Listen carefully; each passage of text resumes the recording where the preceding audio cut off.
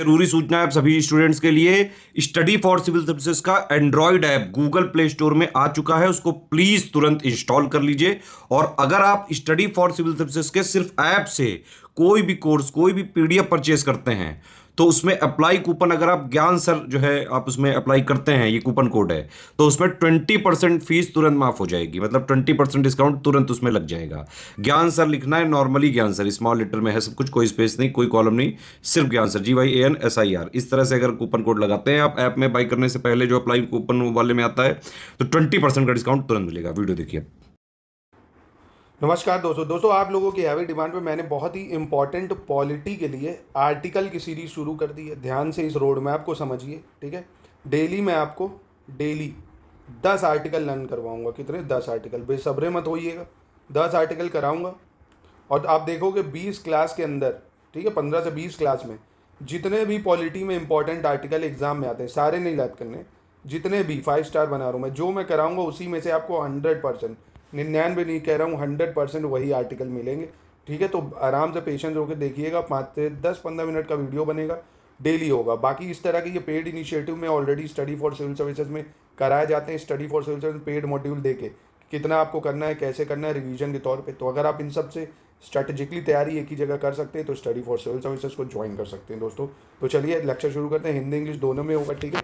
एक चीज़ और बता दूँ, जो आर्टिकल मैं बता रहा हूँ, आर्टिकल 1 से 51 सारे लर्न करने, एक एक आर्टिकल कोई नहीं छोड़ना है। फंडामेंटल ड्यूटी जो है 11 की 11 लर्न करनी है, ठीक। प्लस प्रेसिडेंट के जितने आर्टिकल हैं वो लर्न करने हैं, वाइस प्रेसिडेंट के लर्न करने हैं, सीएम के करने हैं, पीएम के करने हैं, गवर्नर के करने हैं, हाई कोर्ट, सुप्रीम कोर्ट, इसके आर्टिकल लर्न करने हैं, कॉन्स्टिट्यूशनल बॉडीज़ जितनी होती हैं उसके लर्न करने हैं, पार्लियामेंट के जो इंपॉर्टेंट आर्टिकल होंगे वो लर्न करने हैं, कैग वगैरह है, अटॉर्नी जनरल वगैरह है। तो ये सब मैं आपको बताऊंगा जो इंपॉर्टेंट है, जो न्यूज़ में करंट अफेयर्स को भी कवर करते हुए चलेंगे, ठीक है।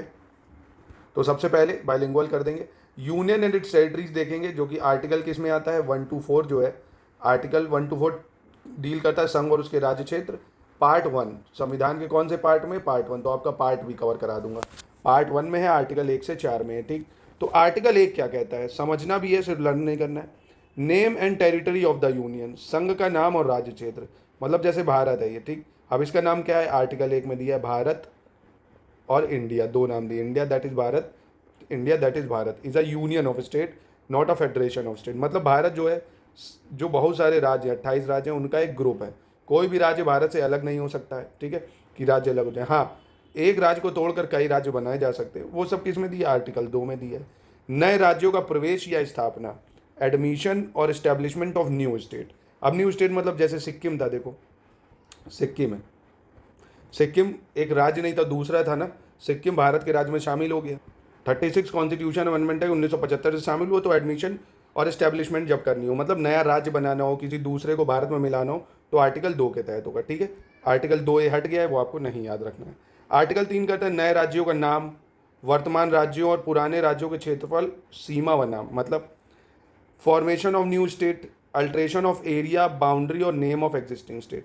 तो देखो आर्टिकल 2 और 3 में अंतर समझ लो।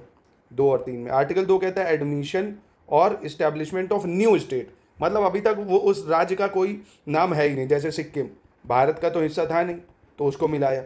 और आर्टिकल 3 में उन्हीं राज्यों की बात करता है जो ऑलरेडी भारत में थे। जैसे तेलंगाना, तेलंगाना ऑलरेडी भारत का हिस्सा है, आंध्र प्रदेश से अलग करके बनाया गया ना, तो इसलिए वो आर्टिकल 3 के थ्रू होगा, ठीक है। तो समझ गए।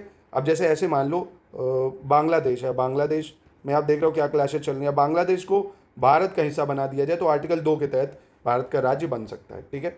और ऐसे ही उत्तर प्रदेश को 2 भागों में अगर बांटना है, नया राज्य बनाना है, तो आर्टिकल 3 के तहत होगा। उत्तर प्रदेश का नाम बदलना है, आर्टिकल 3 के तहत होगा। बाउंड्री बदलनी है, आर्टिकल 3 के तहत होगा, ठीक है। तो ये है इसका, आर्टिकल 2 और 3 कहता है, ठीक। आर्टिकल 4 बहुत आसान है, कहता है 2 और 3 में जो भी आप काम कर रहे हो वो सिंपल मेजॉरिटी से हो जाएगा, ठीक है। उसके लिए कॉन्स्टिट्यूशन अमेंडमेंट जो होता है आर्टिकल 368 के थ्रू, वो आपको नहीं करना पड़ेगा, ठीक है। आपको आर्टिकल 368 के थ्रू अमेंडमेंट नहीं करना पड़ेगा, ठीक। अब बात आती है तो फिर कॉन्स्टिट्यूशन में अमेंडमेंट क्यों करा गया सिक्किम को ऐड करने के लिए? भाई 36 कॉन्स्टिट्यूशन अमेंडमेंट करा ना, तो देखिए साधारण बहुमत से होता है, ठीक है। इसके लिए 368 में जो मेजॉरिटीज चाहिए होती है वो की ज़रूरत नहीं पड़ती। इन शॉर्ट आर्टिकल में आपको बस ये याद रखना, पहला name and territory of union, दूसरा एडमिशन और स्टैब्लिशमेंट ऑफ न्यू स्टेट, तीसरा formation of new state, alteration area boundary, और चौथा 2 और 3 के अंदर जो भी होगा वो अमेंडमेंट के थ्रू नहीं होगा। और इम्पॉर्टेंट चीज़, आर्टिकल 4 ये भी कहता है कि अगर 2 और 3 में अमेंडमेंट हुआ तो पहला और जो चौथा शेड्यूल है उसमें भी अमेंडमेंट करना पड़ेगा। ये देखिए, पहली और चौथी अनुसूची के संशोधन तथा अनुपूरक, आनुषंगिक और प्रमाणिक विषयों का उपबंध करने के लिए 2 और 3 के अंतर्गत बनाई गई विधियाँ। तो आसान भाषा में कहें कि अगर 2 और 3 बदल रहे हो तो पहला और चौथा शेड्यूल भी बदलना पड़ेगा। क्यों? क्योंकि फर्स्ट शेड्यूल में क्या दिया हुआ है भाई? फर्स्ट शेड्यूल में यही सब दिया ना, name and territory of union, उसके नाम हम भी बदलने पड़ेंगे। आर्टिकल 4 जो दिया है उसमें राज्यों की जो सीटें हैं विधानसभा की, वो अब समझो अगर राज्य नए बनेंगे तो राज्यों की जो राज्यसभा की सीटें हैं वो भी तो कम ज़्यादा होंगी, तो इसलिए इसमें भी परिवर्तन करना पड़ेगा।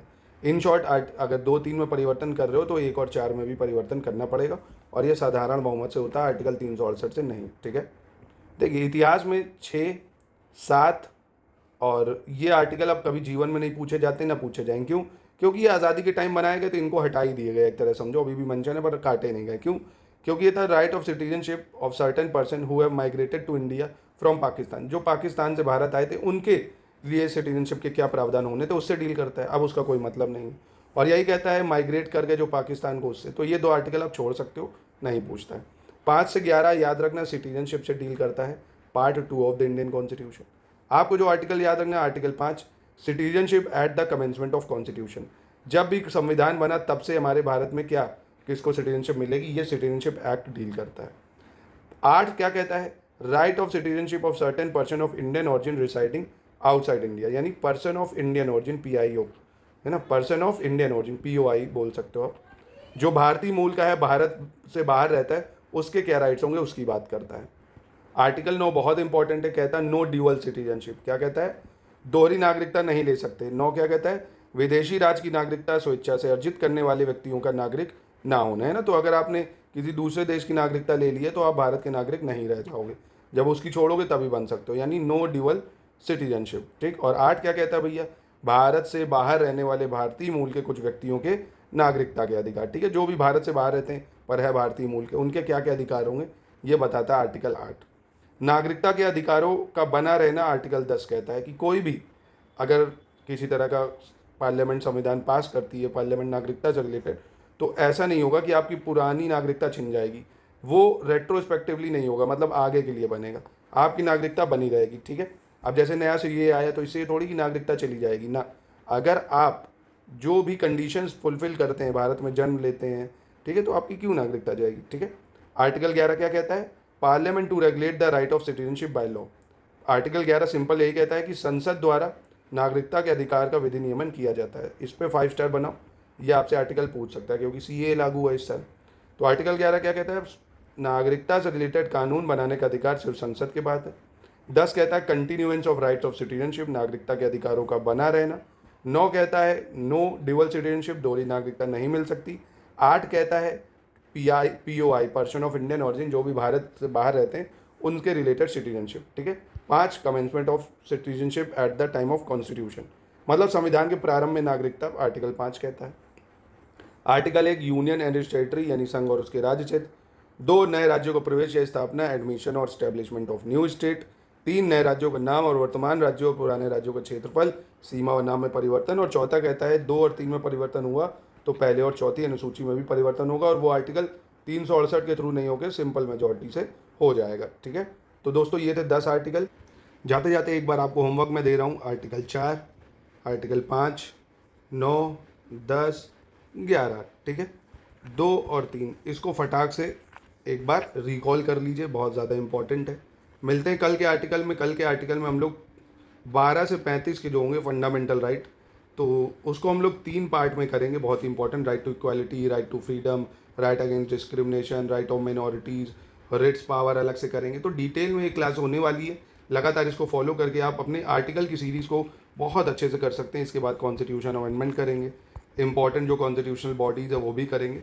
पॉलिटी की लिस्टिंग के थ्रू मैं आपको 10+ क्वेश्चंस की गारंटी इस लेक्चर के थ्रू दे सकता हूँ। स्टडी फॉर सिविल सर्विसेज में इससे भी अच्छी क्लासेज आपको पेड ग्रुप में दी जाती हैं, exclusive with doubt clearance. Paid group में आपको study material, test series, paid quiz सब दिया जाता है, सिलेक्शन मटेरियल आपको दिया जाता है।